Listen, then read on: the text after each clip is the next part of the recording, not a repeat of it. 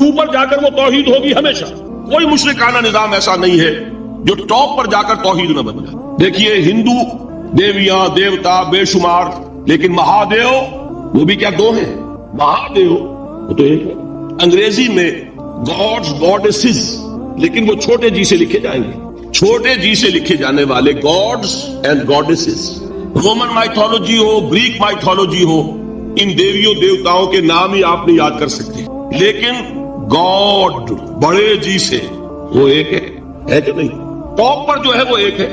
اس کو وہ بھی مانتے ہیں کہ اومنی پوٹنٹ، اومنیشنٹ، اومنی پریزنٹ، علی کل شیء قدیر، بکل شیء علیم، ہر جگہ موجود. وہ تو ایک ہی ہے، وہ تو کیپٹل جی سے لکھا جائے گا. باقی اس کے نیچے فوج ہے دیویوں کی، دیوتاؤں کی، خداؤں کی اور خدانیوں کی، وہ گاڈز اینڈ گاڈیسز ہیں. عرب میں کیا تھا؟ میں نے پہلے آپ کو وہ دو مثالیں دے دی ہیں، تیسری اور ایران کی لے لیجئے. خیر کا خدا اور شر کا خدا اور، ایک یزدہ ایک اہرمن. ٹھیک، سنویت ہو گئی نا، دو خداؤں کو مانا، لیکن وہی ہے جو خدائے خدائے گاں، خداؤں کا خدا، اس کو ایک ہی مانتے ہیں. یہی معاملہ عرب میں تھا. اللہ وہ ایک ہی تھا ان کے. قرآن میں آتا ہے ان سے پوچھئے وَلَئِن سَأَلْتَهُم مَّنْ خَلَقَ السَّمَاوَاتِ وَالْأَرْضَ لَيَقُولُنَّ اللَّهُ. جب ان سے کہا جاتا ہے کہ کس نے پیدا کیا آسمان اور زمین کو، یہ فوراً کہیں گے اللہ. وَأَنَّىٰ يُؤْفَكُونَ. تو یہ ماننے کے بعد کدھر جا رہے ہیں؟ وہ کیا کہتے تھے کہ وہ بڑا اللہ تو ایک ہی ہے، لیکن چھوٹے آلہہ ہے. آلہہ اور اللہ میں وہی فرق ہے جو کیپٹل جی کا گاڈ اور چھوٹے جی سے گاڈ اینڈ گاڈیسز. وہی فرق ہے کہ جو مہادیو اور دیویوں اور دیوتاؤں میں ہے، وہی وہاں تھا. اللہ وہ ایک اور سپریم، سب سے بالا تر، اس سے اوپر کوئی نہیں، تخلیق میں اس کا کوئی ساجی نہیں. لیکن اس نے کچھ آلہہ ہیں جنہیں کچھ اختیارات تقسیم کیے ہوئے ہیں، کچھ اس کے لاڈلی ہستیاں ہیں جو سفارش کر سکتی ہیں. بس یہ شرک تھا مشرکین مکہ کا. آپ سمجھ رہے ہیں؟ اس کا جائزہ لیں گے تو آپ کو، اور جو آج شرک کی اقسام میں بیان کروں گا اس کو ہاتھ میں لیں گے تو کسی موحد کا تلاش کرنا مشکل ہو جائے گا. ڈھونڈ اب ان کو چراغ رخ زیبا لے کر. آج جن کا نام مسلمان ہے ان کی اکثریت کسی نہ کسی نوع کے شرک میں مبتلا ہے. اب آئیے اقسام شرک. اقسام شرک میں بھی وہی کیفیت ہے جو نفاق کے بارے میں نے عرض کی تھی کہ ایک تقسیم یہ ہے جو علماء نے کی ہے، ایک ہے عقیدے کا نفاق، ایک ہے عمل کا نفاق. اسی طرح ایک ہے عقیدے کا شرک، ایک ہے عمل کا شرک. عقیدے میں نہیں ہے، عمل میں ہے. ایک تقسیم آپ نے سنی ہوگی شرک جلی، شرک خفی. ایک ہے ننگا شرک، کھلم کھلا شرک. ایک ہے چھپا ہوا شرک جو نظر نہیں آتا. لیکن ایک مغالطہ اپنے دل سے نکال دیجئے، بعض لوگ شرک خفی کو شرک نہیں سمجھتے. یہ بہت بڑی غلطی ہے. اگر وہ شرک نہ ہوتا تو حضور اسے شرک نہ کہتے. کوئی اور لفظ، عربی زبان کا دامن جو ہے محدود نہیں ہے، پھر اس کے لیے کوئی اور لفظ اختیار فرمایا جاتا ہے. وہ شرک، لیکن ایک شرک ہے جلی جو نمایاں ہے، نظر آ رہا، ایک ہے شرک خفی جو نظر نہیں آ رہا. اور وہ کتنا خفی ہو سکتا ہے اس کی ایک مثال دی حضور نے. شرک خفی اتنا خفی ہو سکتا ہے، ذرا مبالغہ دیکھیے جو حضور نے بات کو سمجھانے کے لیے مثال میں جو مبالغہ اختیار فرمایا. ایک سیاہ اندھیری رات میں ایک سیاہ پتھر پر ایک سیاہ چیونٹی کو رینگتے ہوئے دیکھنا جتنا مشکل ہے، اتنا ہی شرک خفی کا پہچاننا مشکل ہے. بتائیے، آپ نے فرمایا انا افصح العرب، میں عرب کا فصیح ترین انسان ہوں. اس سے آگے کوئی مثال دی جا سکتی ہے؟ اندھیری رات، تاریک رات، پتھر سیاہ، چیونٹی سیاہ، کون دیکھ سکتا؟ جتنا اس کو دیکھنا ناممکن ہے اتنا ہی شرک خفی کا پہچاننا مشکل ہے. گویا کہ اس سے تو اللہ ہی بچائے گا تو انسان بچے گا. ایک آخری بات تمہیداً اور عرض کر دوں، پھر میں چلوں گا اقسام پر. میری جو باتیں آپ کے سامنے آئی اس سے ایک منطقی نتیجہ نکلتا ہے. کوئی شخص اگر حقیقتاً شرک سے بچ جائے، واقعتاً شرک سے بچ جائے، ہر قسم سے بچ جائے، اس سے بھی اوپر کوئی انسان ہوگا. گویا کہ یہ آخری منزل ہے. یا یوں کہیے کہ جس شخص کے بارے میں اللہ تعالیٰ یہ مان لے کہ میرا یہ بندہ شرک سے بری ہے، اس سے بڑی سند کوئی ہے؟ دی ہائیسٹ ٹیسٹیمونیل، سب سے بڑی سند، سب سے بڑی تعریف جو بندے کی ہو سکتی ہے وہ کیا ہے؟ یہ مشرک نہیں. یہی وجہ دیکھیے آپ قرآن مجید میں حضرت ابراہیم کے ذکر میں دیکھیں گے. ابراہیم کا مقام کیا ہے؟ خلیل اللہ، ابو الانبیاء، امام الناس. تین نسبتیں ہیں، تینوں بڑی عظیم. اللہ کے ساتھ نسبت کیا ہے؟ خلیل. واتخذ اللہ ابراہیم خلیلا. ابو الانبیاء، کتنے نبی ہیں ان کی نسل میں؟ اسحاق اور اسماعیل سے چلیے، پھر یعقوب اور یوسف، اور پھر چلیے موسیٰ اور ہارون، اور پھر چلیے سارے انبیاء بنی اسرائیل کے، حضرت عیسیٰ، پھر یہاں تک کہ محمد رسول اللہ کس کی اولاد ہے؟ ابراہیم کی. ابو الانبیاء. اور نمبر 3 انی جاعلک للناس اماما، امام الناس. اور قرآن میں جو سب سے بڑی سند انہیں دی جاتی ہے وہ کیا؟ وما کان من المشرکین، ابراہیم مشرکین میں سے نہیں تھے. معلوم ہوا کہ یہ سب سے بڑی سند ہے، سب سے بڑا سرٹیفکیٹ ہے، سب سے بڑا ٹیسٹیمونیل ہے جو اللہ کی طرف سے کسی کو مل جائے. میں جو اقسام شرک بیان کرنا چاہتا ہوں تو میری تقسیم ذرا مختلف ہے. اب وہ ذرا اپنے ذہن میں وہ نقشہ بنا لیجئے، آپ بنایا کرتے ہیں ایک، اس کو پھر 3 میں تقسیم کیجئے. شرک کی 3 بڑی بڑی قسمیں ہیں. شرک فی الذات نمبر 1، شرک فی الصفات نمبر 2، شرک فی الحقوق نمبر 3. اور یہ میں عرض کر دوں آپ سے پہلے ہی، یہ مضمون بہت طویل ہے. میں آج صرف یہ کروں گا کہ خاکہ مکمل کر دوں. اب اس خاکے میں رنگ بھرنا، وہ تو ایک موضوع پر شرک فی الذات پر پوری تقریر ہونی چاہیے، شرک فی الصفات پر ہونی چاہیے. 1 گھنٹے کے میرے 6 کیسٹ ہیں اللہ کے فضل و کرم سے، جو کئی سال سے وہ پھیل رہے ہیں. 6 گھنٹے میں میں نے ان چیزوں کو بیان کیا، وہ موجود ہوں گے. لیکن آج وہ خاکہ ذہن میں بنا لیجیے اور کچھ آپ کو الجبرے کے فارمولے ہاتھ میں آ جائے تاکہ خود آپ میں صلاحیت پیدا ہو جائے پرکھنے کی کہ اس فارمولے کو اپلائی کر کے دیکھ لیں یہ شرک ہے یا نہیں. یہ 2 کام تو میں انشاءاللہ آج کر دوں گا، آپ مطمئن رہیں. باقی یہ کہ تفصیل تو ہر سلسلے میں تفصیل پھر بہت ہوگی. وہ شوق ہو تو وہ کیسے آپ سنیے. تو 3 تقسیمیں ہو گئی. شرک فی الذات، اللہ کی ذات میں کسی کو شریک کر دینا، یہ سب سے زیادہ نمایاں، سب سے زیادہ جلی، سب سے زیادہ عریاں اور اللہ تعالیٰ کو سب سے زیادہ مبغوض اور ناپسند شرک. شرک فی الصفات نمبر 2، یہ ایک علمی مسئلہ ہے جس میں آدمی ٹھوکر کھا جاتا ہے اگر محتاط نہ ہو. بڑے سے بڑے آدمی کو ٹھوکر لگ جائے گی. اس کا میں فارمولہ صرف آپ کو دوں گا، وہ ذہن میں رکھ لیجئے، پھر جہاں چاہیں اپلائی کیجئے، انشاءاللہ تعالی آپ کو ٹھوکر نہیں لگے گی. شرک فی الحقوق، اسی کا دوسرا نام شرک فی العبادت ہے. اللہ کا حق کیا ہے بندے پر؟ بندہ اللہ کی عبادت، لیکن اس کو 5 اس کے مظہر ہے، وہ ان میں گن کر بتا دوں گا کہ یہ شرک فی العبادت. شرک فی العبادت کی اکثر شکلیں وہ ہیں کہ جو عملی شرک علماء جسے کہتے ہیں، اور اس کی شکلیں وہ ہو جائیں گی جن کو شرک خفی کہتے ہیں. تو سب سے جلی شرک فی الذات، سب سے خفی شرک فی الحقوق یا شرک فی العبادت. درمیان میں ایک علمی اعتبار سے مسئلہ ہے شرک فی الصفات کا. اب آئیے سب سے پہلے شرک فی الذات. اس کی 2 قسمیں، اب اس کو تقسیم کیجئے 2 میں. ایک قسم جو زیادہ جلی ہے، زیادہ عریاں ہے، زیادہ ننگی ہے. یہ عجب ستم ظریفی ہے تاریخ کی کہ وہ ان قوموں میں پیدا ہوئی جو اپنا تعلق رسولوں سے جوڑتی ہے. کیا کہ کسی کو خدا کا بیٹا بنا دینا، بیٹی بنا دینا. اب ظاہر بات ہے بیٹا بیٹی بنا دینا بالکل ہم پلہ کر دیا کہ نہیں؟ نو وہی ہو گئی کہ نہیں؟ دیکھیے غور کیجیے، گدھے کا بیٹا گدھا ہوگا، گھوڑے کا گھوڑا ہوگا، خدا کا خدا ہوگا. انسانوں میں آ جائیے، سید کا بیٹا سید ہوگا، مغل کا بیٹا مغل ہوگا. یہ بالکل ہم کفو بنا دینے والی بات، بالکل ہم پلہ، ہم جنس، ہم نوع. یہ بدترین شرک. اور آپ کو معلوم ہے یہ شرک کن میں پیدا ہوا؟ یہود کے ایک گروہ میں پیدا ہوا جنہوں نے حضرت عزیر کو خدا کا بیٹا قرار دیا. قالت الیہود عزیر ابن اللہ. سب سے زیادہ پیدا ہوا عیسائیوں میں جنہوں نے حضرت مسیح کو خدا کا بیٹا قرار دیا. اور واقعہ یہ ہے کہ اس گمراہی میں ان سے آگے کوئی نہیں جا سکتا. ان بدبختوں نے یہاں تک صراحت کی ہے کہ مسیح خدا کا صلبی بیٹا ہے. اس لیے کہ 2 لفظ آتے ہیں، ایک ہوتا ہے ابن، ایک ہے ولد. ان میں ذرا فرق ہے. ابن کا لفظ عربی زبان میں کسی اور سینس میں بھی استعمال ہوتا ہے. ابن السبیل کسے کہتے ہیں؟ مسافر کو. کیا وہ مسافر اور کیا وہ رستے کا بیٹا ہوتا ہے، سبیل کا بیٹا؟ ابن الوقت کسے کہتے ہیں؟ اپارچونسٹ. ابن الوقت کوئی اصول نہیں، گنگا گئے تو گنگا رام اور جمنا آئے تو جمنا داس. یہ کیا ہے؟ ابن الوقت. لیکن ابن کے معنی جو ہے وہ بیٹے کے بھی ہے، تو تعویل ہو سکتی ہے. لیکن انہوں نے ولد کہا ہے. ولد کسے کہتے ہیں؟ صلبی بیٹے. یہ بدترین شرک ہے. یہی وجہ ہے کہ قرآن مجید میں آپ دیکھیں گے کہ جتنا غضب اللہ کا ان پر بھڑکا ہے اس عقیدے پر.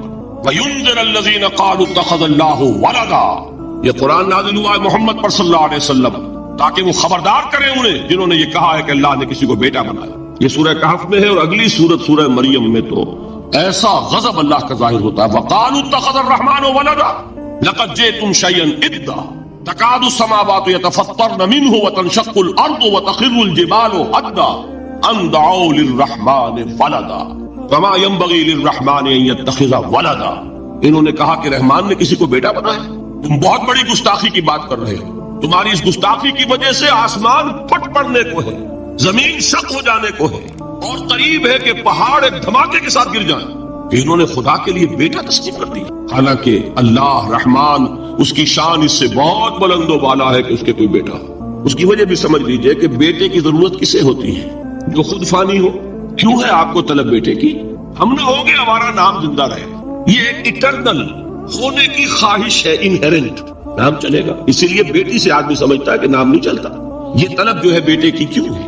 بیٹے سے نسل چلتی ہے۔ اس کی ضرورت کس کو ہے؟ جو خود فانی ہے۔ وما ينبغي للرحمن ان يتخذ ولدا، جو خود باقی ہے ہمیشہ کے لیے، اس کو کوئی احتیاج ہے۔ تو آپ نے بات سمجھ لی، میں بہت مختصر بات کروں گا آج۔ اسی طریقے سے حضرت ابراہیم کی نسل سے تھے جو مکے کے لوگ اور عرب کے لوگ، بنی اسماعیل، جو موحد کامل تھا ابراہیم، جس کو اتنی مرتبہ سند ملی وما کان من المشرکین، ان کی نسل میں وہ لوگ تھے جنہوں نے فرشتوں کو خدا کی بیٹیاں بنا دیا۔ یہ جو ان کی دیویاں تھیں یہ مؤنث، لات، عزا، منات، یہ سب کیا مؤنث نام ہے۔ انہوں نے یہ کہا کہ فرشتے جو ہیں وہ خدا کی بیٹیاں۔ اصل میں عقیدہ کیسے ہوتا ہے؟ انہوں نے کہا بڑے لاڈلے ہیں، لاڈلی ہوتی ہے بیٹی بہت زیادہ، تو یہ خدا کی بیٹیاں ہیں۔ ہوتے ہوتے ان کا یہ عقیدہ ایسا پکا ہوا کہ بجائے استعارے کے اب انہوں نے حقیقت بنا دیا یہ خدا کی بیٹیاں۔ ان پر قرآن مجید نے کئی جگہ پر ذرا ایک لطیف انداز میں تنزیہ پیرائے میں بھی کہا ہے کہ بھائی تم نے خوب کیا، انہوں نے الاٹ کیا تو بیٹا تو کیا، تم نے اللہ کو الاٹ کی تو بیٹیاں کی، جو تمہیں خود پسند نہیں۔ الکم البنون، تمہارے لیے بیٹے ہوں، وَلَهُ الْبَنَاتُ، اور اس کے لیے بیٹیاں۔ یہ تو ذرا ایک لطیف انداز ہے، تنزیہ پیرایا ہے، لیکن ان تینوں کو اب آپ ایک جگہ کر لیجئے۔ بیٹا بیٹی قرار دینے کا شرک، یہ کیا ہے؟ شرک فی الذات، ہر اعتبار سے اللہ کا مثل بنا دینا، ہم کفو بنا دینا، ہم پلہ بنا دینا، ذات میں شریک کر دینا، یہ بدترین شرک ہے۔ یہی وجہ ہے، دیکھیے قرآن مجید کی عظیم ترین سورت کون سی ہے؟ سورہ اخلاص، جو ایک تہائی قرآن کے مساوی حضور نے قرار دیا، جس کو سنو سے قرآن کے مساوی، وہ در حقیقت اسی شرک کی نفی پر ہے۔ قل هو اللہ احد اللہ الصمد لم یلد ولم یولد ولم یکن له کفوا احد۔ یہی آیا اس میں سورہ بنی اسرائیل کی آیت آخری میں نے سنائی تھی، وَقُلِ الْحَمْدُ لِلَّهِ الَّذِي لَمْ يَتَّخِذْ وَلَدًا، کہو کہ کل شکر اور کل تعریف اس اللہ کے لیے جس نے کسی کو اپنا بیٹا بیٹی نہیں بنایا۔ ولد دونوں پر جاتا ہے، اولاد جیسے آپ کہتے ہیں، اولاد بیٹا بیٹی شریک ہوتے ہیں، نہ اس کا کوئی بیٹا نہ اس کی کوئی بیٹی، نہ وہ جنا گیا نہ اس نے کوئی جنا۔ ایک قسم تو یہ ہوئی شرک فی الذات کی۔ دوسری قسم کیا ہے؟ یہ ان مذاہب میں ہوئی ہے جو نبیوں اور رسولوں کی طرف نسبت نہیں رکھتے بلکہ فلسفیانہ مذاہب ہیں۔ ہندوستان کے اکثر مذاہب فلسفیانہ ہیں۔ فلسفیانہ مذاہب میں یہ شرک فی الذات کس شکل میں پیدا ہوا؟ دو شکلیں پیدا ہوئی، ایک ہمعوست اور ایک حلول۔ حلول کیا ہے؟ اللہ نے کسی انسان کے اندر اپنے آپ کو حل کر دیا، انسانی شکل میں وہ خود ظاہر ہو گیا، اوتار کا عقیدہ، انگلش میں گاڈ انکارنیٹ۔ عیسائیوں میں بھی حضرت مسیح کو گاڈ انکارنیٹ بھی قرار دیا جاتا ہے، خود خدا نے یہ شکل اختیار کر۔ رام چندر جی ہو، کرشن جی مہاراج ہو، کیا ہے؟ یہ اوتار ہیں، اللہ نے ان میں حلول کیا یا اللہ نے ان کی شکل میں ظہور کیا۔ سمجھ میں آگے؟ اور ایک عقیدہ کیا ہے؟ یہ بڑا فلسفیانہ مسئلہ ہے، دیکھیے بڑا ٹیڑھا مسئلہ ہے یہ، لیکن میں اس وقت اس کی تفصیل میں نہیں جاؤں گا، بہت باریک باتیں ہو جائیں گی۔ مسئلہ کیا ہے کہ اگر خدا کو مان لے تو پھر سوال یہ ہے کہ خدا نے اس کائنات کو کیسے پیدا کیا؟ یہ ایک سوال آتا ہے ذہن میں، جس کے نہیں آتا وہ کہے گا پاگل پن ہے، خامخواہ اس پر کیوں سوچتے ہیں، لیکن جس کے ذہن میں سوال آ گیا اس کے لیے بڑی مصیبت ہو جاتی ہے۔ وہ تو سوچتا ہے، انسان کا اختیار نہیں ہوتا اپنے ذہن پر، وہ لاکھ روکے اسے مت سوچو، وہ تو اور سوچے گا۔ یہ مصیبت ہے فلسفیوں کی، کیسے پیدا کی؟ اب ایک تصور تو یہ ہے کہ جیسے یہ میز ہے، بڑھئی نے بنایا اس کو، بڑھئی علیحدہ ہے، میز علیحدہ ہے، لیکن اس میں یہ بات ماننی پڑے گی کہ پہلے کوئی چیز تھی جس سے میز بنائی، لکڑی تو تھی نا، اس سے میز بنائی۔ لہذا ہندوؤں میں ایک عقیدہ یہ ہے کہ خدا بھی قدیم، مادہ بھی قدیم، خدا نے اس مادے سے یہ شے بنا دی، مادے سے یہ بنا دی۔ کوئی مٹی کی تغاری ہوتی ہے، کمہار اس سے کوئی رکابی بنا دیتا ہے، کوئی وہ ہنڈیا بنا دیتا ہے، کوئی گھڑا بنا دیتا ہے، مٹی تو ہے نا پہلے، تو مادہ بھی قدیم، خدا بھی قدیم، اور مادے سے خدا نے یہ شکلیں بنا دی۔ ٹھیک، یہ بھی سنویت ہو گئی، توحید تو ختم ہو گئی۔ تو جن لوگوں کا ذہن تھا توحیدی لیکن اس مسئلے میں الجھ گئے، انہوں نے ایک اور شکل تجویز کی کہ خدا خود ہی اس شکل میں تبدیل ہو گیا۔ کیسے؟ جیسے برف پگھلتی ہے تو پانی بن جاتا ہے. پانی کہاں سے آیا؟ برف سے. اب کوئی پوچھے برف کہاں ہے؟ بھائی یہی پانی ہے، یہی برف ہے یا نہیں؟ اسی پانی کو آگ کے اوپر آپ نے رکھ دیا، وہ بھاپ بن گئی. اب آپ کہیں برف کہاں ہے، پانی کہاں ہے؟ یہی بھاپ جو ہے یہی در حقیقت پانی ہے، یہی بھاپ جو ہے یہی برف ہے.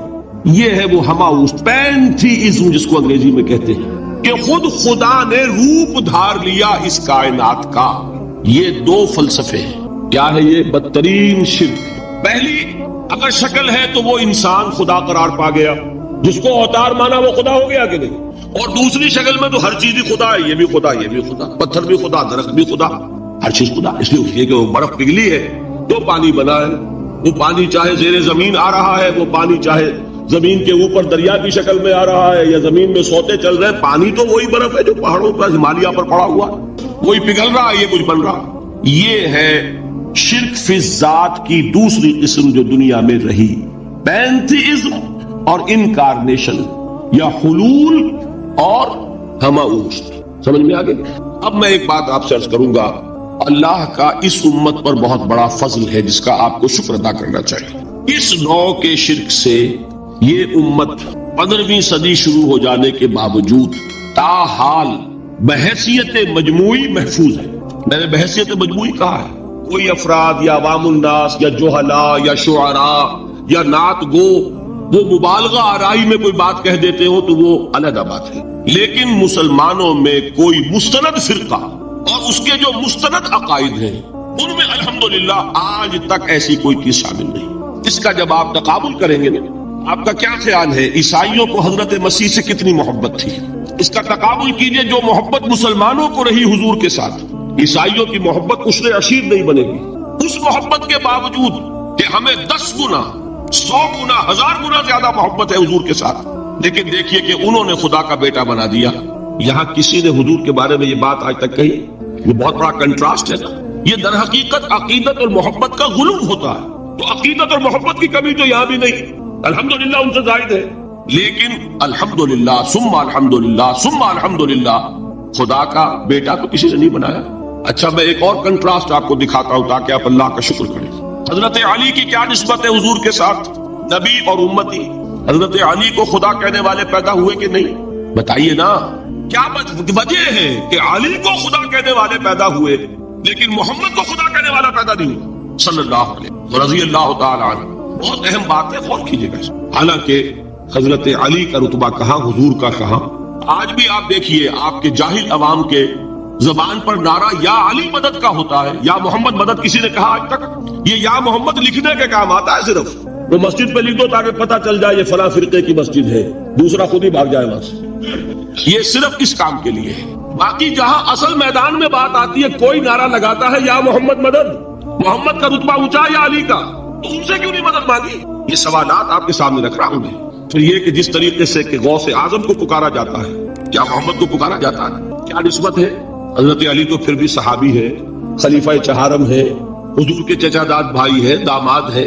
غوث اعظم تو بہرحال وہ نسبت تو نہیں ہے. دیکھیے میں اس کا تعلق جوڑتا ہوں ختم نبوت سے. جس طرح اللہ نے خصوصی حفاظت فرمائی ہے قرآن کی، اسی طرح خصوصی حفاظت فرمائی ہے محمد رسول اللہ. یہ اسپیشل پروٹیکشن ہے، ورنہ نہیں ہو سکتی تھی. یہ خصوصی تحفظ ہے اللہ. یہاں بگاڑ پیدا ہو جائے تو صحیح کون کرے گا؟ حضرت مسیح کی اصل حقیقت تو حضور نے آگے بتا دی. ذالک عیسی ابن مریم قول الحق الذی فیہ یمترون ما کان للہ ان یتخذ ولدا سبحانہ. یہ حضور نے آ کر حضرت مسیح کی حقیقت بیان کر دی کہ نہیں؟ سورہ مریم کی یہ آیات سنی تھی نجاشی رحمت اللہ علیہ نے جب حضرت جعفر ابن ابی طالب کی زبان سے، تو کیا کہا تھا تنکا اٹھا کر؟ خدا کی قسم جو ان آیات میں مسیح کا مقام بیان ہوا ہے، مسیح اس سے تنکا بھر بھی زیادہ نہیں. لیکن اگر محمد الرسول اللہ کو خدا کا بیٹا بنا دیا گیا ہوتا یا خدا بنا دیا گیا ہوتا تو کون آتا اس کی اصلاح کی؟ جیسے قرآن مجید کا تحفظ ہے ایسے ہی محمد الرسول اللہ کا تحفظ ہے. وہ تحفظ ہوا کیسے ہے؟ جتنا قرآن مجید نے ایمفیسائز کیا حضور کی بشریت کو، قل انما انا بشر مثلکم، اے نبی ان کو بتاتے رہیے، بار بار بتائیے کہ مجھے کچھ اور نہ بنا لینا، میں بھی بشر ہوں، انسان ہوں. ہاں مجھ پر وحی ہوتی ہے، تم پر نہیں ہوتی، یہ فرق ہے. میں رسول ہوں، تم نہیں ہو. یہ بعد میں ذرا اور مسئلہ میں واضح کروں گا. ابھی صرف یہ نوٹ کیجئے کہ یہ تحفظ جو ہے، جیسے قرآن کو تحفظ دیا لیکن اس کے لیے ذرائع بھی ہے نا. یہ حفظ قرآن کا سلسلہ جو ہے یہ اس کا ذریعہ بنا. یہ رمضان میں تراویح جو ہے اس کا ذریعہ بنی. ہمارے ملکوں کے اندر تو حفاظ کو مسجدیں نہیں ملتی، تلاش کرتے پھرتے ہیں. اور ایک جیسا کہ اینول جشن ہوتا قرآن مجید کا، ہر حافظ اپنا حفظ تازہ کر رہا ہے، حفاظ لگے ہوئے ایک دوسرے کے ساتھ تازہ کرنے میں. یہ ذریعہ ہے اللہ تعالیٰ نے کہ جس کے ذریعے سے قرآن کو محفوظ کیا. تو حضور کو جو حفاظت دی اس کا ایک طریقہ کیا ہوا؟ قرآن مجید میں حضور کی بشریت کا نمایاں کرنا، اور دوسرا یہ کہ خود حضور نے ایسی باریک بینی سے روکا. یہ بھی آپ کو پسند نہیں تھا کہ میں آؤں تو تم کھڑے ہو جاؤ. سنا کہ نہیں سنا آپ نے؟ صحابہ کو آپ روکتے تھے. ایک صحابی کی زبان سے نکل گیا ما شاء اللہ و ما شئت، جو اللہ چاہے اور جو آپ چاہیں، فوراً ٹوک دیا اجعلتنی للہ ندًا، کیا تم نے مجھے خدا کا مد مقابل بنا دیا؟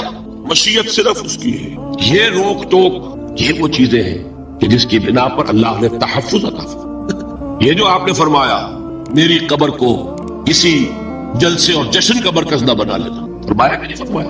اللہ تعالیٰ لعنت فرمائے بنی اسرائیل پر کہ انہوں نے اپنے نبیوں کی قبروں کو تو میلہ گاہ بنا لیا. یہ ساری وہ ہے، یہ تحفظات ہیں، یہ بچاؤ ہے. یہ امت کو متنبہ کیا جا رہا ہے کہ محبت اور عقیدت کا غلو جیسے پہلے ہوا، یا اہل الکتاب لا تغلو فی دینکم، اے کتاب والو اپنے دین میں غلو سے کام نہ لو. یہ غلو محبت، غلو عقیدت ہے جس کی بنا پر وہ خدا کے بیٹے بنا دیے گئے. اور اگر وہ ہوتا یہاں اللہ کا نہ معلوم اللہ کے برابر کس طریقے سے حضور کو بنا دیا جاتا. لیکن قرآن نے خود حضور نے اس کی پیش بندی کی، جس کا ظہور ہم دیکھ رہے ہیں کہ اللہ کے فضل و کرم سے یہ امت تا حال بحیثیت مجموعی محفوظ ہے. البتہ دیکھیے شاعروں کی باتیں اور ہوتی ہیں، اور عوام کی اور واعظوں کی اور نعت گوؤں کی باتیں جو ہے وہ اور. میں جس چیز کی نفی کر رہا ہوں وہ علماء کی بات ہے. شاعروں کا تو قرآن مجید کے اندر خود ہی بھاڑا پھوڑ دیا اللہ نے. والشعراء يتبعهم الغاوون الم تر انہم فی کل واد یہیمون انہم یقولون ما لا یفعلون. مبالغہ نہ کریں تو شعر میں رنگ ہی پیدا نہیں ہوتا. پھر شعر کائے کو کہنا ہے نظر کہو بھائی. مبالغے سے اس میں ایک تاثیر ہے. وہ مبالغے ہمارے شاعروں نے ہمارے نعت گوؤں نے کیے ہیں، اور اس میں اللہ تعالیٰ انہیں معاف کرے بالکل اوتار کر الفاظ بھی استعمال کر دیے. وہی جو مستوی عرش تھا خدا ہو کر اتر پڑا وہ مدینے میں مصطفیٰ ہو کر. بتائیے رام چندر جی کے بارے میں جو عقیدہ ہے، اب کیا فرق رہ گیا؟ بال برابر فرق ہے یا کوئی؟ اور نقطے پیدا کرتے ہیں. مدینے کی مسجد میں ممبر کے اوپر بغیر عین کا ایک عرب ہم نے دیکھا. کیا سمجھ میں آیا؟ عرب میں سے عین نکالا، کیا بنا؟ یہ نقطہ آفرینی ہے. اسی طریقے سے ہماری شاعری میں کچھ ہموست کا رنگ بھی پیدا ہو گیا. خود کوزاؤ، خود کوزا کرو، خود گلے کوزا، خود رندے صبح کش، خود برسر کوزا خریدار بے آمد بشکست تو رواں شد. وہ خود ہی کوزا ہے، خود ہی مٹی ہے جس سے کوزا بنا ہے، خود ہی کوزے کا بنانے والا ہے. سمجھ رہے ہیں؟ الفاظ تو بڑے پیارے ہیں، بڑے مزیدار ہیں، آدمی ایک دفعہ وجد میں آ جاتا ہے. لیکن ہے کیا؟ وہی ہے نا کہ وہی جو برف تھا پگھل کر پانی بن گئے. خود کوزاؤ، خود کوزا کرو، خود گلے کوزا، خود رندے صبح کش. خود ہی اس کوزے میں شراب ڈال کے پیتا بھی ہے، خود ہی مٹی ہے، خود ہی وہ بنانے والا ہے، خود ہی کوزا ہے، خود ہی اس میں شراب ڈال کے پیتا بھی، اور خود ہی اس کوزے کو توڑ کر اپنا راستہ بھی لیتا ہے. اب آپ اس پر سر دنیے اور جو چاہے کریں، لیکن یہ کہ اس کا ڈانڈے مل گئے کہ نہیں اسی اماؤس سے. لیکن یہ کسی مفتی کی بات ہے کیا؟ یا کسی ائمہ دین میں سے کسی کا قول ہے؟ شاعروں کی باتیں سن لیا کریں. اللہ اللہ خیر سن. ان چیزوں کا بہت زیادہ سختی کے ساتھ نوٹس بھی لینے کا کوئی فائدہ نہیں ہوتا. بات وہ ہونی چاہیے کہ جو علماء کہہ رہے ہیں مستند عقائد جو ان کی کتابوں میں درج ہو ان سے بات ہو. تو یہ چیزیں، یہ گمراہیاں آئی ہیں، لیکن الحمدللہ ثم الحمدللہ کہ یہ عوام میں ہے، جہلاء میں ہے، شعراء میں ہے، نعت گوؤں میں ہے. یہ کسی بھی مستند دینی فرقے کے مستند علماء میں ہم کے ہاں موجود. البتہ ایک مسئلہ جو ہے نور اور بشر کا، وہ ذرا تھوڑا سا میں حل کر دوں. آج آپ سمجھتے ہوں گے لا ینحل ہے. میں نے جس طرح کہا تھا کہ امام بخاری کا قول بھی 100% درست اور امام ابو حنیفہ کا بھی 100% درست ثابت کیا کہ نہیں، اسی طرح میں کہتا ہوں جو حضور کو بشر کہتے ہیں وہ بھی 100% درست، جو حضور کو نور کہتے ہیں وہ بھی 100% درست. مطلب کیا ہے؟ دیکھیے ہر انسان کے وجود کے دو حصے میں نے پہلے دن شاید کچھ بیان کیا تھا. ایک خاکی وجود، اور اینیمل بینگ جو حیوان ہے ہمارا. ایک وہ روح ربانی جو اس میں پھونکی گئی. آدم میں جب وہ روح پھونکی گئی تب وہ مسجود ملائک بنے.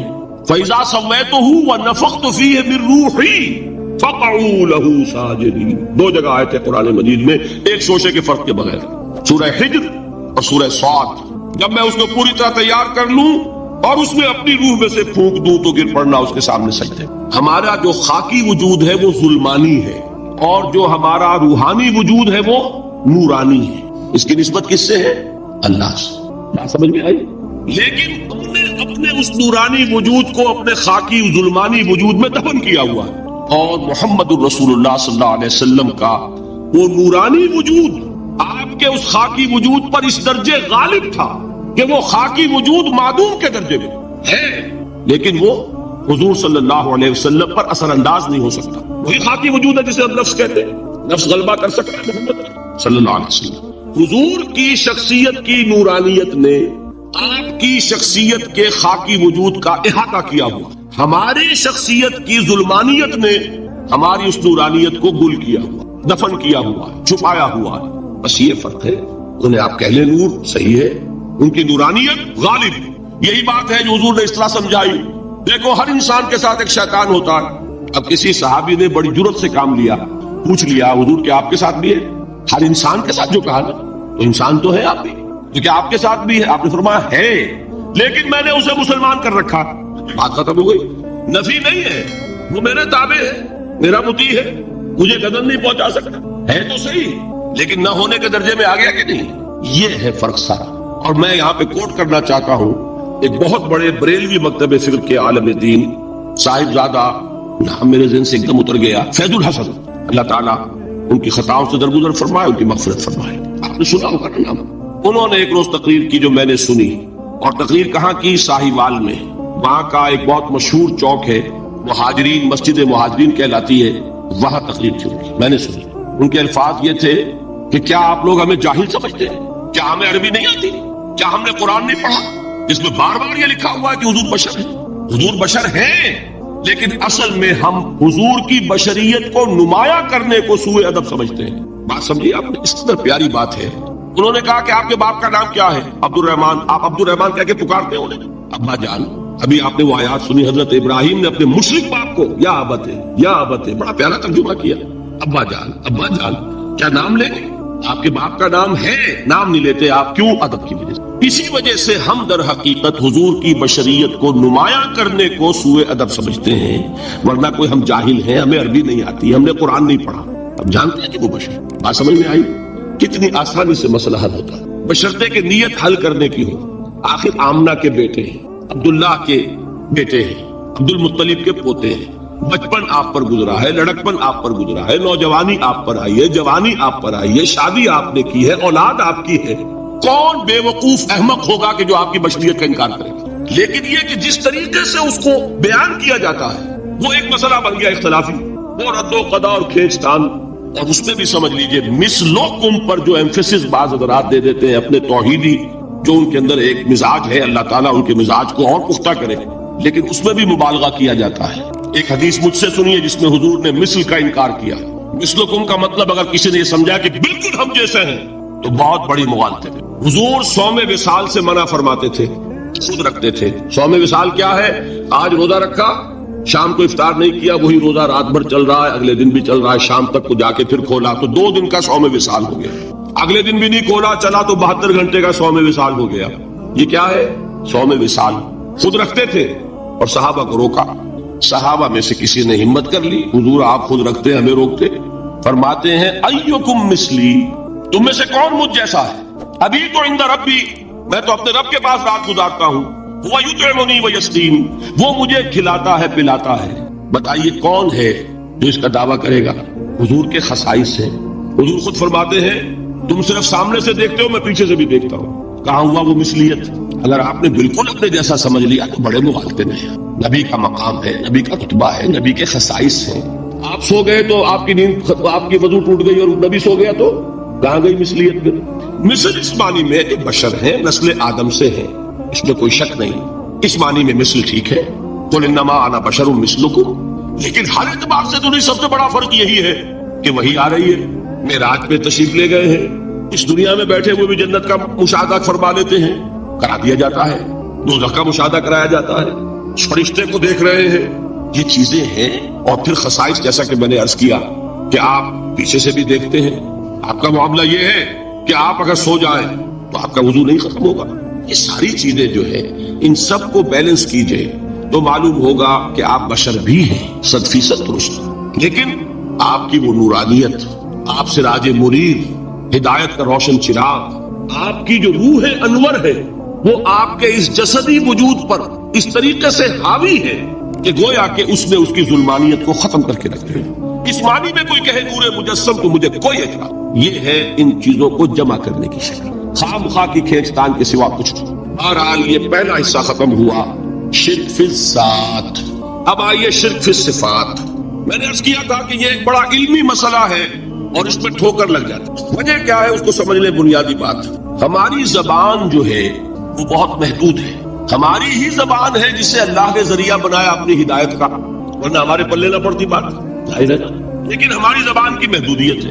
اس محدودیت کا ایک مظہر یہ ہے کہ ہم جو الفاظ اللہ کے لیے بطور صفت استعمال کرتے ہیں وہی الفاظ مخلوقات کے لیے بھی کر لیتے ہیں. اللہ موجود، ہم بھی موجود. اللہ زندہ، ہم بھی زندہ. اللہ علیم، وہ انسان علیم ہی علیم نہیں علامہ بھی ہے کہ نہیں؟ یہ تو بڑا مبالغے کا لفظ ہے. انسان علامہ ہے کہ نہیں؟ اللہ دیکھتا ہے، بصیر ہے، ہم بھی بصیر ہیں. اللہ سنتا ہے، سمیع ہے، ہم بھی سنتے ہیں. اللہ کو قدرت حاصل ہے، کچھ ہمیں بھی حاصل ہے. ایک مکہ مارا تھا حضرت موسیٰ نے، جان نکال دی تھی کہ نہیں؟ ہے نا کچھ نہ کچھ. اللہ چاہتا ہے، ہم بھی چاہتے ہیں. اسے دیکھیے چاہت میں وہ ہو گیا تھا جس پر روک دیا حضور نے. ما شاء اللہ و ما شئت اجعلتنی للہ ندا، کیا تم نے مجھے اللہ کا مد مقابل بنا دیا؟ دھوکہ ان الفاظ کے اشتراک کی وجہ سے لگ جاتا. بات سمجھ میں آئی؟ اب اس میں فارمولہ میں نے عرض کیا تھا کہ ایک نوٹ کر لیں تو مسئلے سارے حل ہو جائیں.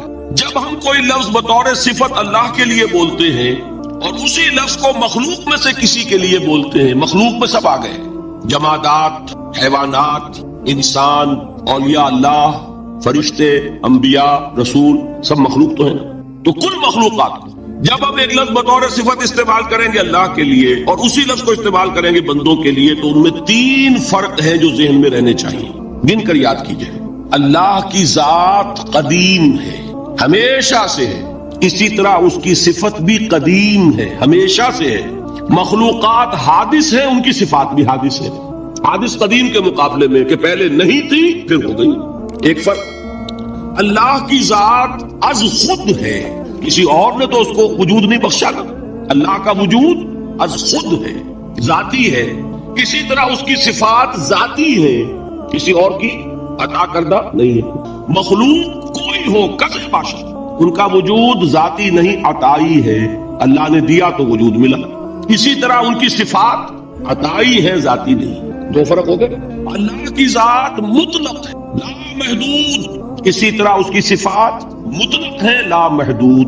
مخلوق کی ذات محدود کسے باشد، صفت بھی محدود. 3 فرق ہے، ذاتی عطائی، قدیم حادث، لا محدود محدود. 3 فرق ذہن میں رہے تو جو صفت بھی آپ اب بولیں گے اس پہ یہ تینوں باتیں ذہن میں رہیں. سمجھ میں آگئی بات؟ اب اس کا اطلاق کیجئے تو یہ علم غیب کا مسئلہ حل ہو جائے گا. یہ بھی لا ینحل سمجھا جاتا ہے. علم کسی کا بھی ہو، انسان، فرشتہ، اولیاء، انبیاء، رسول، حضور صلی اللہ علیہ وسلم، کسی کا بھی حادث ہے، قدیم نہیں ہے، عطائی ہے، ذاتی نہیں ہے، محدود ہے، لا محدود نہیں ہے. 3 باتیں مان لیں، شرک نہیں ہوگا. ان میں سے ایک کو ساقط کر دیں، شرک ہو جائے. آئی بات سمجھ؟ اللہ کی قدرت ذاتی ہے، عطا کردہ نہیں. مخلوق میں جس کو قدرت حاصل ہے وہ عطائی ہے، ذاتی نہیں. اللہ کی قدرت لا محدود، یفعل ما یشاء فعال لما یرید علی کل شیء قدیر. مخلوق کوئی بھی ہو اس کی قدرت محدود. اللہ کی قدرت جب سے وہ ہے ہمیشہ سے ہے، ہمیشہ سے قدرت بھی ہے. اور مخلوق میں سے قدرت یہ حادث ہے. تینوں چیزیں سامنے رہے، شرک نہیں ہوگا. ایک چیز کی بھی کمی ہو گئی، شرک ہو جائے گا. یہ ساری صفات پر لے آئیے. اللہ کی حیات ذاتی، ہماری عطائی. لائی حیات آئے، قضا دے چلی چلے، اپنے بس میں نہ آنا تھا نہ جانا ہے.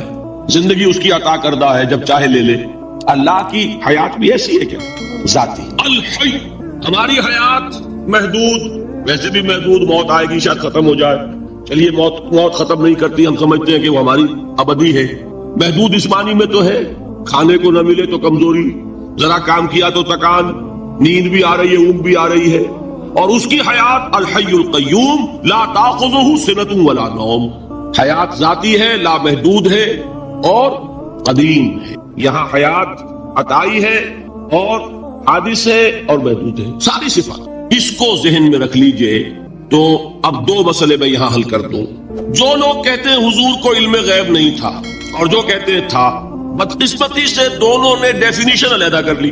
جو ڈیفینیشن نفی کرنے والوں نے کی ہے اس کی وجہ سے، اس کے اعتبار سے واقعتاً نہیں تھا. انہوں نے ڈیفینیشن یہ کی ہے، تعریف یہ کی ہے، وہ علم جو خود حاصل ہو جائے. اللہ کا عطا کردہ علم جو ہے وہ کہتے ہیں وہ غیب نہیں ہے. تو وہ بھی مانتے ہیں کہ ہر علم جو حضور کو حاصل ہے وہ اللہ کا عطا کردہ. میں صاحب عالم میں یہ سارے مرحلے میں نے طے کیے نا اپنے زمانہ طالب علمی میں. مولانا منظور احمد شاہ صاحب ہیں ساہیوال میں ایک، میں ان کے پاس حاضر ہوا. میں نے کہا جی یہ مسئلہ کیا ہے علم غیب کا، مجھے ذرا سمجھائیں. انہوں نے ایک کتاب اپنی نکالی کہ دیکھیے صاحب ہم حضور کے علم کے بارے میں یہ باتیں مانتے ہیں. اگر آپ کو ہماری ویڈیو اچھی لگی ہو تو ہمارے چینل کو سبسکرائب ضرور کریں. ڈاکٹر اسرار احمد رحمۃ اللہ علیہ کی وفات کے لیے سورہ فاتحہ پڑھ کر کامنٹ میں آمین لکھیں. شکریہ.